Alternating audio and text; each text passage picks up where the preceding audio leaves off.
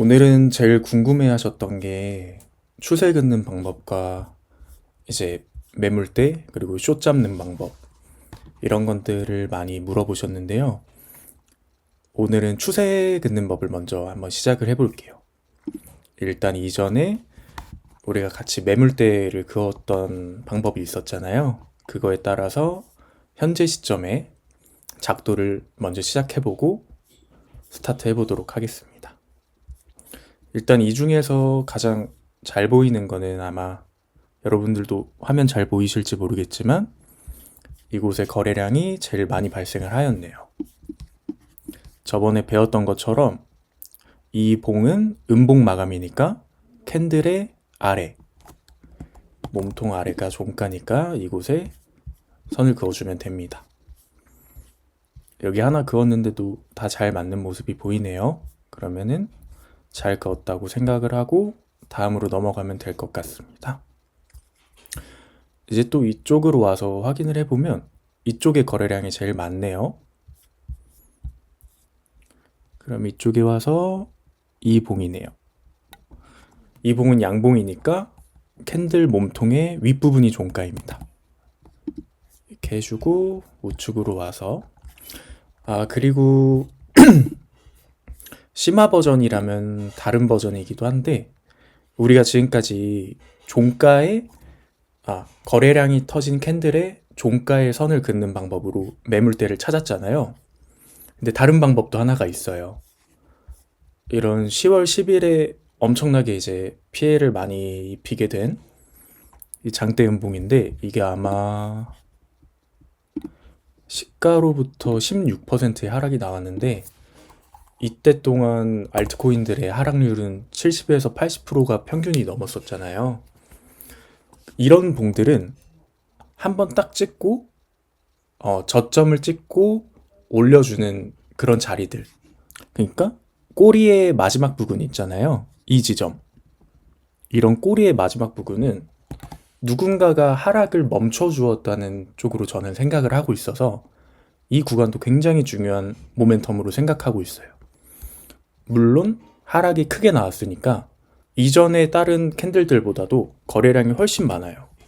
이쪽을 쭉 확인을 해보면 거래량이 다른 캔들들보다 훨씬 많이 나온 걸 확인해 볼 수 있죠. 그래서 이런 경우에는 꼭 종가가 아니더라도 장대로 크게 나왔을 때 무슨 이벤트가 있어서 크게 나왔을 때는 뭐 CPI나 FOMC 이런 경우도 있겠지만 이런 중국의 히토류 제재 같은 큰 이슈가 나왔을 캔들의 저점에도 찍어주면 여기 보시면 되게 잘 지켜주는 모습이 보이죠.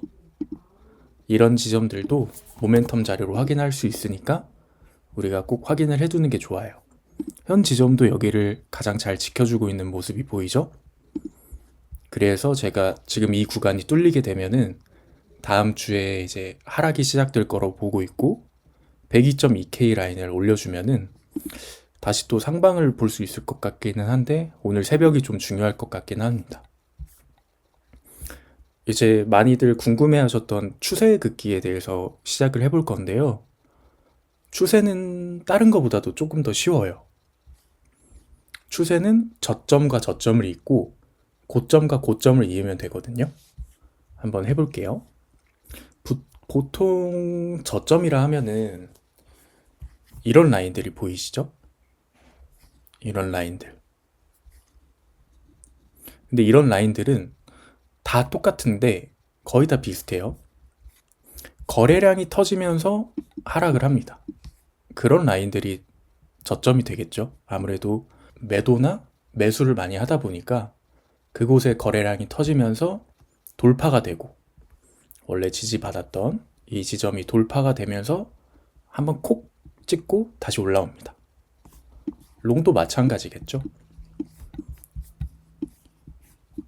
이런 고점 라인들은 한번 콕 매물대를 돌파하면서 콕 찍기 때문에 거래량이 발생을 하면서 고점과 저점이 만들어져요.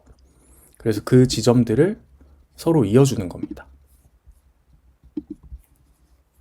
이렇게 쭉 이어주면은 이 저점과 이 저점 두 개를 쭉 이었을 뿐인데 미래에도 똑같이 이 추세가 지지로서 반응을 하고 있는 모습을 보여주고 있죠.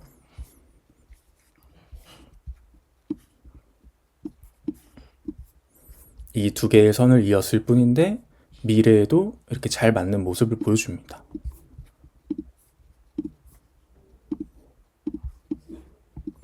제가 오늘은 마우스가 없어가지고 노트북으로 클릭을 하고 있어서 소리가 조금 날 수 있을 것 같아요.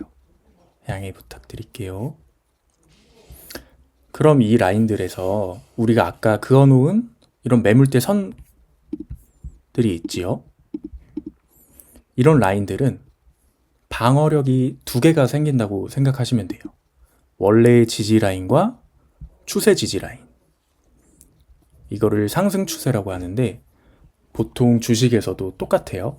한번 만들어진 추세는 길게는 1년에서 2년까지도 쭉 이어집니다. 우리가 보통 생각하는 지수 차트들이 있잖아요.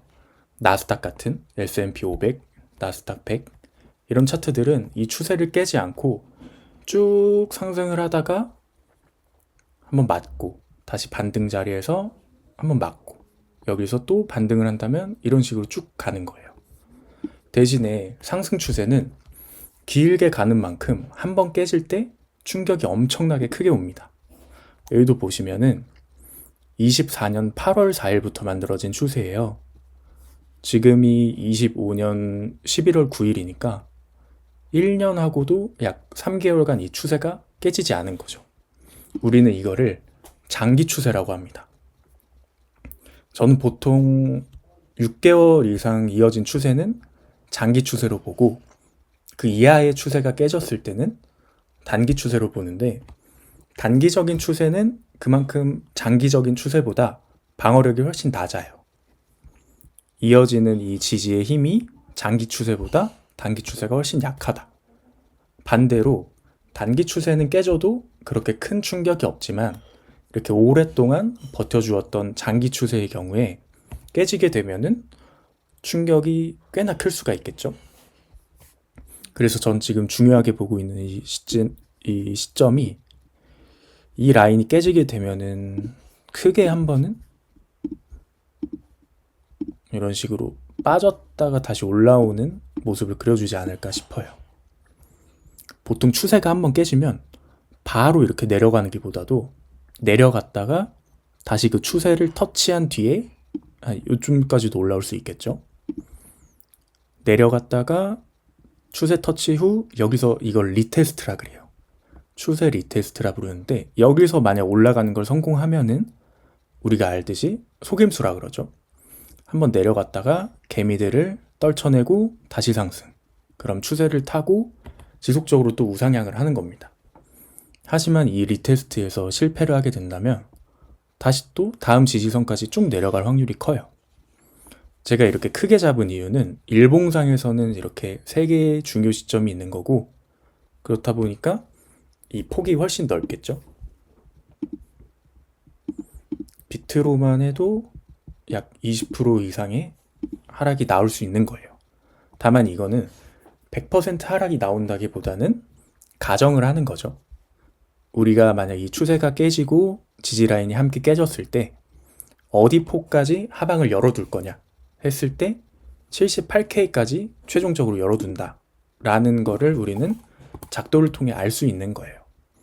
하지만 이제 많이 코인 투자나 주식 투자를 해보신 분들은 아시겠지만 작도를 한다고 해서 100%다 맞진 않아요. 그러니까 어느 정도 퍼센티지 갭을 열어두고 이곳이 만약 깨진다고 하면 현금 보유를 어느 기간 동안 할 거냐 이거를 대충 짐작할 수 있게 만드는 게 작도라고 저는 생각합니다. 일봉에서 그려서 101K가 깨지면 78K가 바로 다음 지지 라인이지만 또 주봉이나 4시간 봉에서 추가적으로 작도를 하면은 이런 라인들에 또 걸치는 지지점이 많아요.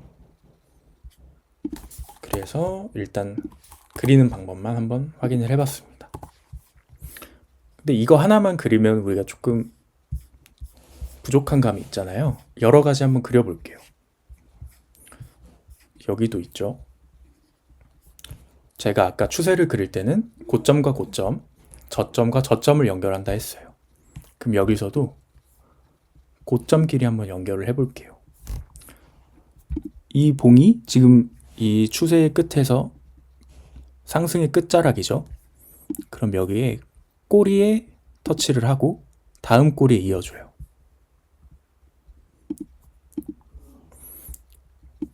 쭉 이어봅니다.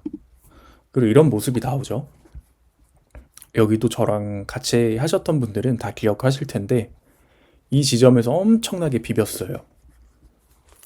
비비는 모습이 나오다 이 지점에서 뚫고 아까 말씀드렸던 추세를 뚫으면 바로 올라가기보다 한번 리테스트를 하고 다시 올립니다. 여기서도 마찬가지로 비슷한 모양이 나올 수 있죠. 뚫린다 하면 바로 내려가는 게 아니라 추세 리테스트 한번 하고 다시 내려가는 이런 모습도 항상 생각을 해둬야 돼요. 그래서 우리가 추세 매매로 돌파 매매를 진행을 할 때는 이런 시점에서 바로 들어가기보다 들어갔다가 빠졌을 때 이 시점에서 지지를 하는 모습을 보고 상방을 보는 게 좋아요.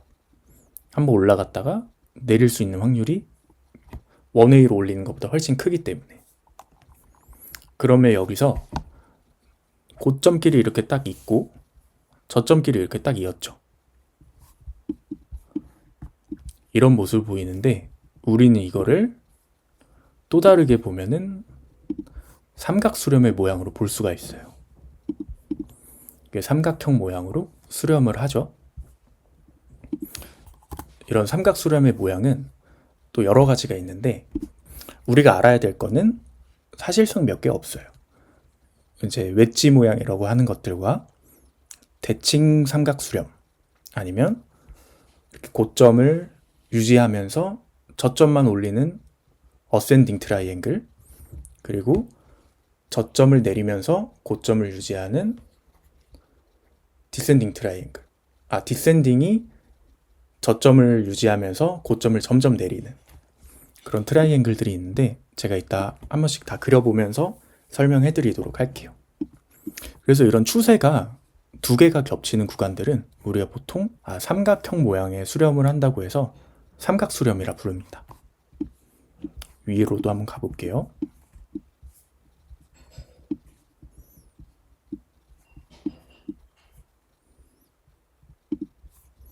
여기서도 고점끼리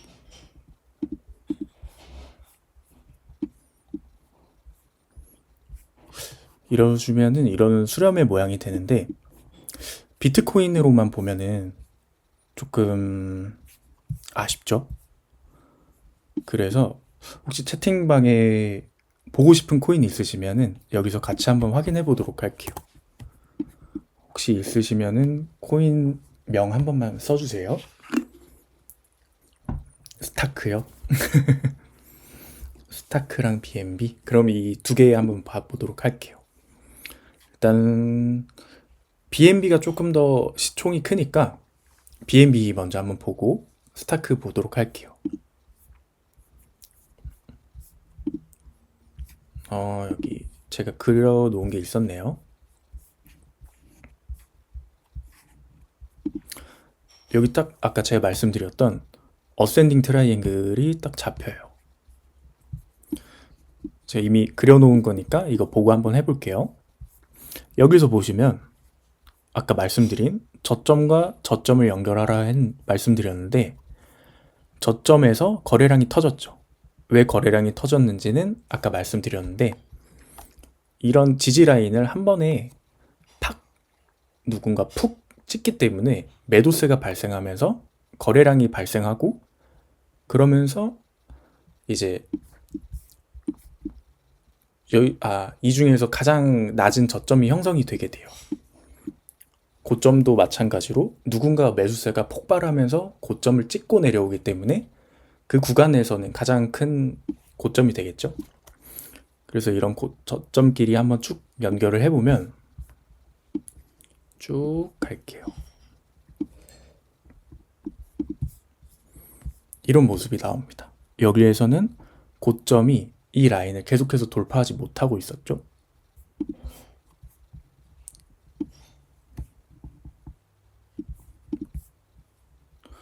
이렇게 확인을 해보면 아래는 추세를 지켜주지만 위에는 고점을 계속 뚫지 못했어요.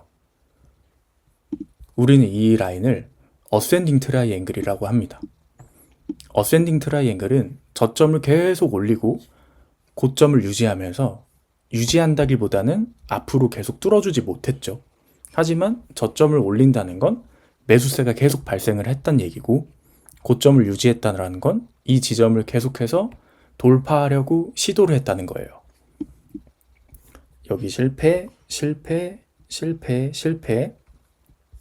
근데 여기 한번 뚫어줬죠? 뚫어줬을 때 이 처음으로 눌리는 이 부분 있죠?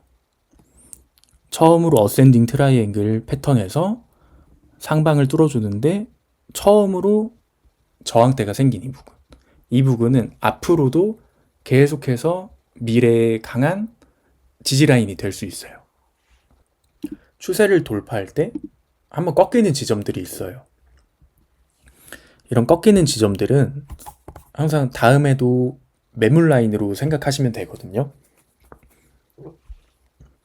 매물 라인을 쉽게 그리는 방법은 아까 전에 말씀드렸던 것처럼 거래량이 터지는 캔들을 찾는 방법도 있지만, 이런 중요 라인들을 돌파했을 때 한번 꺾이는 지점들, 이런 지점들도 미래의 매물 라인으로 작용할 확률이 커요.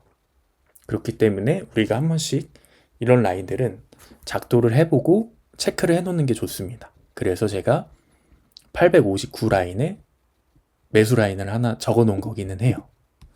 이것도 이따 확인을 해볼게요. 그리고 아까 추세처럼 뚫었다가 한번 눌리고 여기 바닥 리테스트하고 다시 올리는 모습을 보여주죠. 이런 식으로.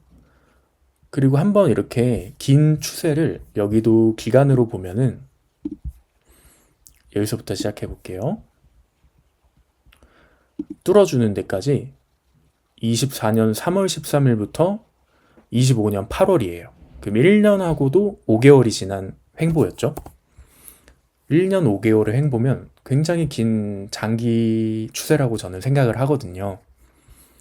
그래서 이런 장기 추세를 뚫어주고 나서부터 743에서 1372까지 이 시총 높은 BNB가 82.6%나 상승을 했죠. 그래서 저희가 알아두면 좋은 게, 추세 긋는 법은 굉장히 쉽다. 하지만 이 추세가 어떤 모양을 나타내는지, 방금처럼 어센딩 트라이앵글이면은 상방으로 가는 게 유리해요. 저점을 계속 높이고 고점을 리테스트 계속 하니까 언젠가는 뚫어주고 싶다는 매수세가 계속 보이는 거죠. 그리고 반대의 경우요. 이런 모양의 반대예요. 이 모양의 반대인데 이거는 나중에 또 나오면 보여드릴게요. 고점을 계속 낮추고 저점을 이렇게 계속 유지하는 패턴이 있어요. 그거는 디센딩 트라이앵글이라고 부르는데, 그 트라이앵글의 경우에는 하락 힘이 조금 더 세요. 고점을 낮추고 저점 리테스트를 계속하는 거니까. 이런 모양을 우리는 솔직히 외워둘 필요는 없어요. 그냥 딱 보면은 계속 매수세가 붙네? 근데 고점을 계속 테스트를 하는구나. 이런 식으로 생각을 해야 돼요. 그러니까 우리가 누구를 알려주려고 어센딩, 디센딩이다 이렇게 얘기하는 것보다 이 모양을 봤을 때 해석을 하는 거예요. 계속 누군가가 이 지점을 깨지 않으려고 하네? 누군가가 계속 매수를 함으로써 여기를 돌파하려고 하네? 그런 모습만 해석을 할 수 있다면 우리가 패턴을 어느 정도 알지는 못해도 어느 정도 유추가 가능합니다. 그리고 아까 이 추세 처음 돌파하고 지지 라인이 있었죠? 저항 라인. 여기에서 10월 10일 그 아까 대폭락, 다른 알트들이 70에서 80%까지 빠졌던 그 대폭락장에서 이 지점에서 정확히 지지가 나왔어요.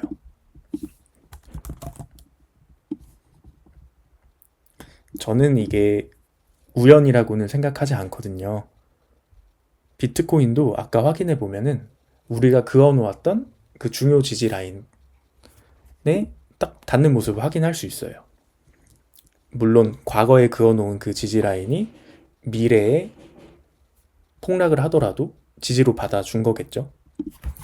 그러면 이렇게 강한 10일의 하락에도 지지를 받아 주었던 라인은 미래에도 한 번 더 부딪힌다면 여기가 강하게 매수세가 발생을 할 수 있어요. 대신에 이렇게 강했던 지지인 만큼 여기서 매수를 받은 사람들이 굉장히 많거든요. 그래서 이 구간이 깨지게 되면은 한 번에 또 큰 폭락이 나올 수 있으니까 그때는 롱을 계속 잡고 있더라도 숏으로 헤칭하는 그런 모습들이 필요하겠죠. 거래를 할 때는 그런 모습들이 대응을 하는 게 굉장히 중요합니다. 이 지점들을 내가 방어선으로 생각을 하고 매수를 받았지만 깨진다면 그대로 매수를 가만히 놔둘 게 아니라 숏으로 대응을 하면서 최소한의 손실을 보는 거죠. 그래서 작도는 저는 굉장히 중요하다고 생각을 합니다. 스타크도 한번 봐보도록 할게요. 스타크도 지금 딱 보기에는 여기가 저점이고 그 다음 저점이 여기가 있네요. 이거 한번 없애고 보도록 할게요.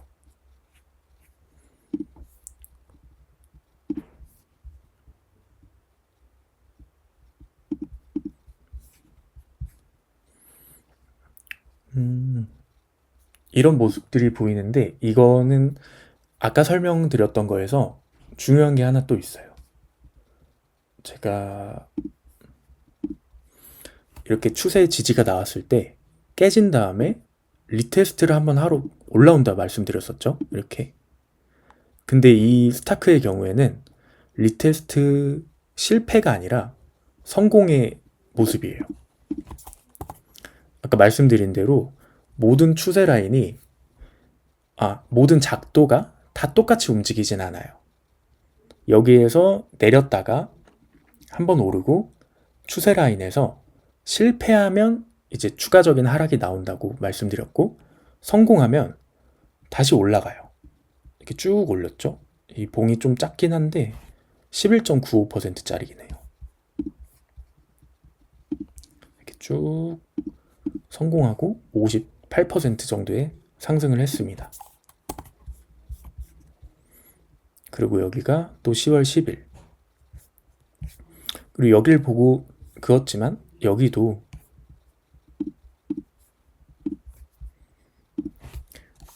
이렇게 다 뚫어주지 못하고 하락하는 모습을 보이죠.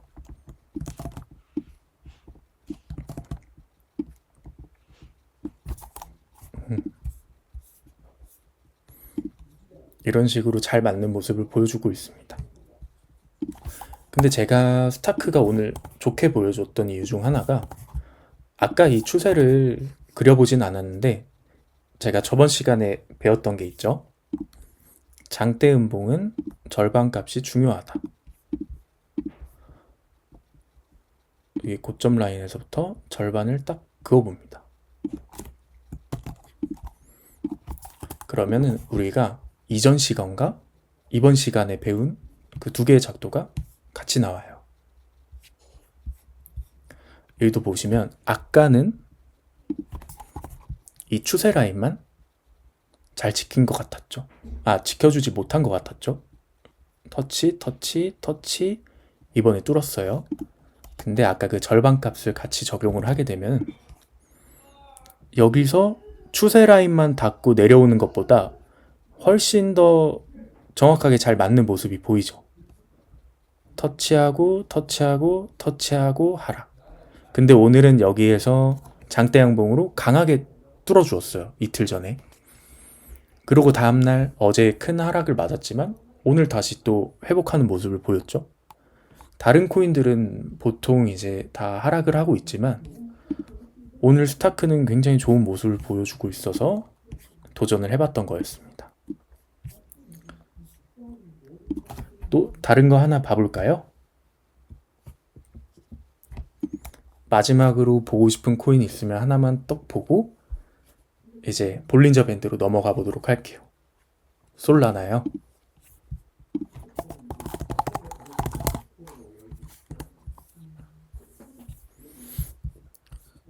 솔라나로 보도록 할게요. 총알이 녹고 있어요. 바이낸스를 기준으로 보는 게 제일 좋아요. 왜냐하면은 바이낸스 사용자가 제일 많기 때문에 거래량이 제일 많이 발생하는 거래소거든요. 그래서 이제 바이낸스는 수수료가 비싸서 저는 사용은 잘 하고 있진 않지만 바이낸스 거래소를 기준으로 보는 게 가장 좋기는 합니다. 솔라나도 우리가 그동안 배웠던 걸로 한번 해보도록 할게요. 자, 여기서 딱 보면 거래량이 여기랑 얘가 제일 많이 터졌죠. 두 가지만 그어보도록 할게요. 음봉이니까 종가 마감은 아래쪽. 여기도 음봉이니까 종가 마감은 아래쪽.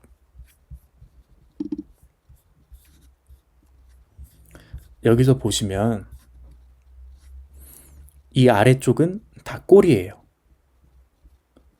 다 꼬리라는 거는 어떤 의미냐면 가격은 아래까지 내려갔다 왔지만 결국 종가 마감은 이 일봉상의 종가 마감은 이 선 위에서 해줬다는 얘기로 생각하시면 됩니다. 가격이 내려갔다는 건 그만큼 이제 매도세가 강했다는 거지만 마감이 위에서 했다는 거는 이 자리를 어떻게든 지키려는 모습을 보인다는 거예요. 어떻게든 지키려는 모습이 굉장히 많이 보였죠. 그렇다는 건 129.23 라인은 미래에도 잘 지켜줄 확률이 높습니다. 우리가 만약 여기서 떨어진다고 하면은 저는 이 라인에서 1차로 매수를 받아볼 것 같아요. 그리고 여기에서 그었던 저항 라인이 이번 솔라나 고점 라인에서 딱 맞았죠. 진짜 5차가 여기가 고점이 253.5불입니다. 근데 252불이니까 1불밖에 오차가 없죠. 이렇게 두 개만 딱 그어놔도 큰 흐름에서의 추세는 굉장히 잘 맞아요. 그러면 오늘은 이번 시간에 배웠던 거 추세를 한번 그어볼게요. 여기가 저점이죠. 그리고 다음 저점 라인을 쭉 이어줍니다.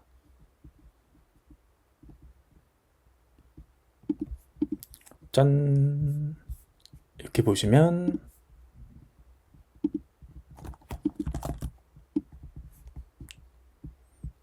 다 잘 보이시죠? 한 번, 두 번. 이 두 개의 저점을 갖고 쭉 이었는데 이곳에 다 꼬리로 맞았다가 올리고 이것도 10월 10일이죠.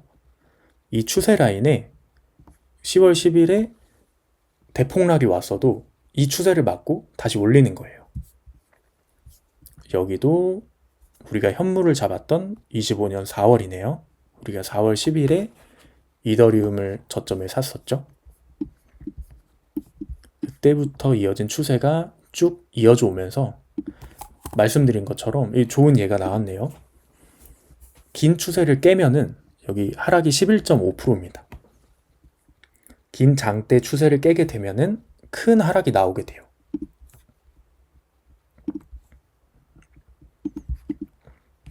솔라나도 큰 31%가 빠진다고 생각을 하면은 굉장히 큰 폭의 조정이죠. 시가총액이 어마어마하니까. 그래서 추세 하나만 잘 긋고 매물대 라인만 잘 설정을 해도 우리는 이 추세가 깨졌구나. 어디서 사야 되지? 라는 생각을 해봤을 때 하락이 나왔네? 그러면은 129.23 라인까지 하락폭이 열려 있으니까 이 라인들에서는 내가 매수를 받지 않고 현금으로 조금 기다리는 시간을 가져도 좋겠구나. 이런 생각들을 가질 수 있게 만들어주는 거예요. 그래서 추세 작도와 매물 라인 작도는 굉장히 중요하게 생각하는 매매 기법 중 하나입니다. 그리기도 쉽고 그린 다음에 이해하기도 쉬우니까 이 두 개의 공부는 꼭 해보시길 바래요. 그럼 추세는 여기까지 하고 이제 볼린저 밴드로 넘어가 보도록 할게요.